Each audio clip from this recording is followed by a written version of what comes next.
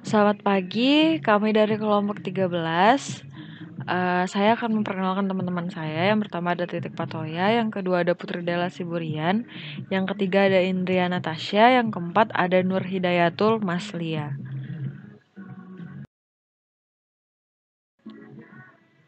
Jadi di sini kami akan menjelaskan tentang pendidikan masa depan menghadap abad 21. Jadi yang pertama ada Titik Patoya. Assalamualaikum warahmatullahi wabarakatuh. Sebelum kita membahas tentang materi yang akan saya bawakan nanti, izinkan saya untuk memperkenalkan nama saya. Nama saya Titik Patoya, asal dari kelompok 13 dari kelas A. Di sini saya akan membawakan materi tentang pendidikan masa depan menghadapi abad ke-21. Tantangan-tantangan dalam abad ke-21 yang pertama, ketegangan antara global dengan lokal. Orang secara berangsur-angsur perlu menjadi warga negara dunia tanpa tercabutnya akar-akar budaya mereka, dan karenanya turut serta berperan aktif sebagai bagian dalam kehidupan mereka berbangsa dan bermasyarakat di tempat mereka tinggal. Kedua, ketegangan antara universal dengan individual.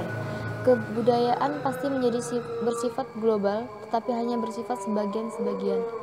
Kita tidak dapat mengabaikan harapan-harapan yang dijanjikan oleh proses globalisasi dan juga resiko-resikonya, serta tak sedikit pun melupakan sifat unik manusia sebagai individu. Dengan demikian, resiko mereka harus memilih masa depan mereka sendiri dan berhasil mencapai sepenuhnya kemampuan mereka dalam khazanah kekayaan tradisi-tradisi budaya mereka yang terawat dengan baik, dan budaya mereka sendiri dapat terancam oleh perkembangan mutakhir apabila tidak mereka sendiri yang merawatnya. Ketiga, ketegangan antara tradisi dengan kemodernan. Keempat, ketegangan antara pertumbuhan jangka panjang dengan jangka pendek. Kelima, ketegangan antara perlunya kompetisi dengan kesamaan kesempatan. Keenam, ketegangan antara perluasan pengetahuan yang berlimpah ruah dengan kemampuan manusia untuk mencernanya. Ketujuh, ini adalah hal yang terakhir. Akhirnya faktor abadi lainnya adalah ketegangan antara spiritual dengan material.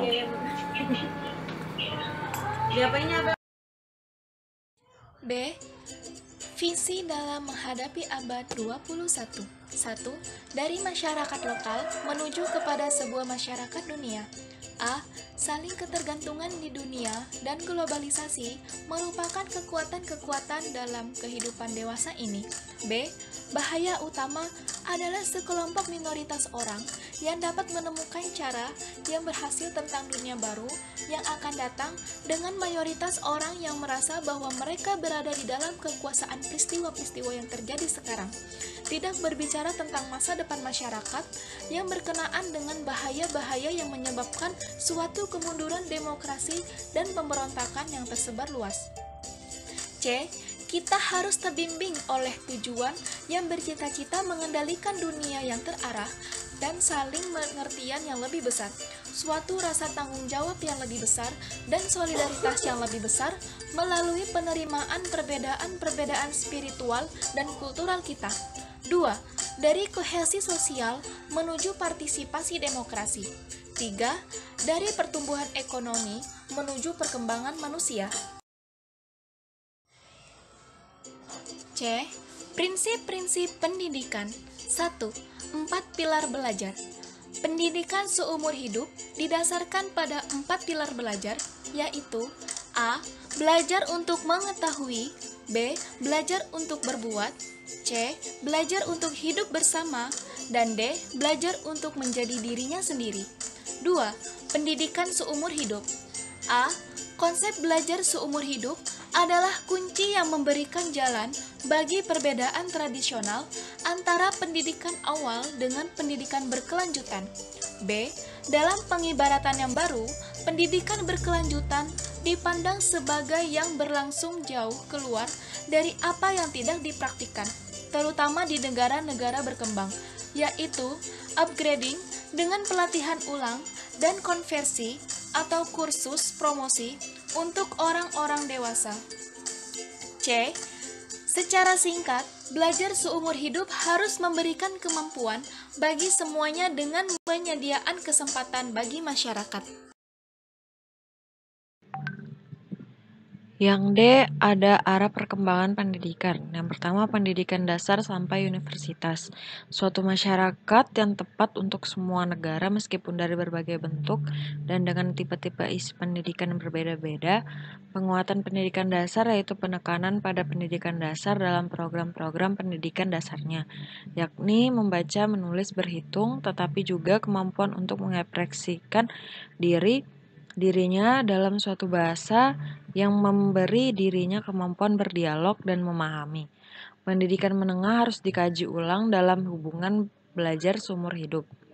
Prinsip kuncinya adalah menyusun suatu saluran-saluran yang beraneka ragam bagi individu untuk bersekolah, tanpa pernah menutup pintu bagi kemungkinan untuk kembali lagi masuk ke dalam sistem pendidikan sekolah. Universitas hendaknya menjadi pusat di tingkat yang lebih tinggi dari sistem pendidikan yang mempunyai 4 fungsi pokok, yaitu yang A, mempersiapkan mahasiswa untuk riset dan mengajar, yang B, menyediakan program-program pelatihan khusus tingkat tinggi yang disesuaikan dengan kebutuhan ekonomi dan sosial, yang C, ada terbuka bagi semuanya untuk memenuhi banyak aspek dari pendidikan seumur hidup dalam arti yang paling luas. Yang D, kerjasama internasional. Yang kedua, ada guru-guru dalam upaya mencari cakrawala baru. Guru berkenaan pula dengan mewajibkan untuk meningkatkan pengetahuan dan keterampilan.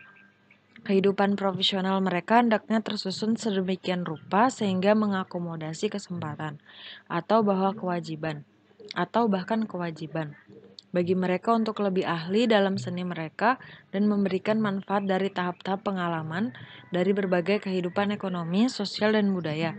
Meskipun mengajar pada dasarnya adalah kegiatan pesorangan, dalam arti bahwa setiap guru diharuskan dengan tanggung jawab dan tugas-tugas profesional sendiri-sendiri.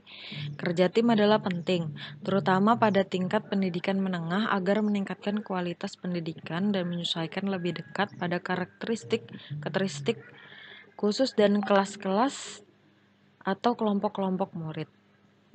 Pilihan-pilihan bagi pendidik dalam faktor politik. Pemilihan sebuah tipe pendidikan berarti pemilihan suatu tipe masyarakat. Komisi menganjurkan pelaksanaan pengukuran untuk melibatkan macam-macam orang dan lembaga-lembaga yang aktif di masyarakat yang berkenaan dengan pengambilan keputusan pendidikan. Desentralisasi administratif dan otonomi pembangunan pendidikan adalah kondusif dalam sebagian besar kasus. Hal itu meyakinkan bagi pengembangan dan generalisasi pembaruan. Kemajuan informasi baru dan teknologi hendaknya meningkatkan penilaian umum yang membuka jalan untuk pengetahuan di dunia tentang masa yang akan datang. Komisi memberikan rekomendasi yang A, keragaman dan peningkatan pendidikan jarak jauh dengan meningkatkan teknologi-teknologi baru. Yang B, penggunaan yang lebih besar teknologi tersebut dalam pendidikan orang dewasa, terutama dalam latihan in-service guru-guru.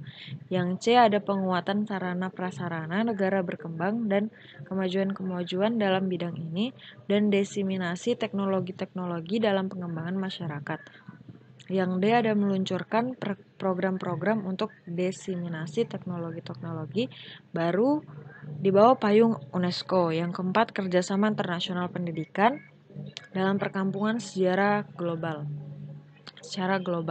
Pada tingkat kerjasama internasional, suatu kebijakan tentang peningkatan pendidikan para gadis dan para perempuan hendaknya diupayakan berdasarkan semangat Konferensi Beijing. Tukar-menukar yang menguntungkan hendaknya digalakkan agar menutup kerugian akibat yang merugikan dari kebijaksanaan penyelesaian dan kebijaksanaan pengurangan defisit domestik dan luar negeri tentang pengeluaran pendidikan. Sistem pendidikan hendaknya dibantu untuk memperoleh kekuatan dengan jalan menggalakkan aliansi-aliansi kerjasama antar menteri pada tingkat regional dan antar negara dalam menghadapi masalah-masalah yang sama. Dipandang dari sudut masa depan, suatu pengamatan UNESCO hendaknya dibentuk untuk melihat teknologi baru, evolusi perkembangannya, dan pengaruh masa depan tidak hanya untuk sistem pendidikannya tetapi juga untuk masyarakat. Kerjasama Intelektual dalam pendidikan hendaknya digalakkan dengan melalui perantara UNESCO seperti jabatan-jabatan guru besar UNESCO, sekolah-sekolah yang dipersatukan dengan kerjasama, penyebaran yang tepat tentang pengetahuan antar negara, diseminasi teknologi-teknologi dan pertukaran-pertukaran siswa guru dan peneliti. Implikasi bagi pendidikan Indonesia. 1. Landasan futuristik. Indonesia sebagai anggota PBB sudah sepantasnya apabila hasil Komisi Internasional tentang Pendidikan menjadi bahan kajian utama dalam rangka pembangunan Indonesia yang disebut sebagai salah satu landasan futuristik. 2. Tujuan pengkajian.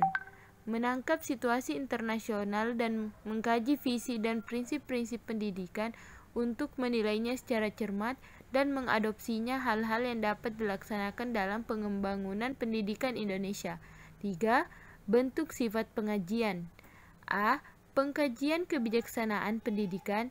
B. Pengkajian yang bersifat menemukan alternatif-alternatif untuk meningkatkan implementasi pendidikan nasional yang berstandar internasional dan menguatkannya hubungan internasional yang dapat menguntungkan peningkatan mutu pendidikan. C. Pengkajian merupakan upaya pemaduan cita-cita internasional dengan cita-cita dan kondisi nasional. Baik, sekian dari kelompok kami. Kurang lebihnya kami mohon maaf. Terima kasih.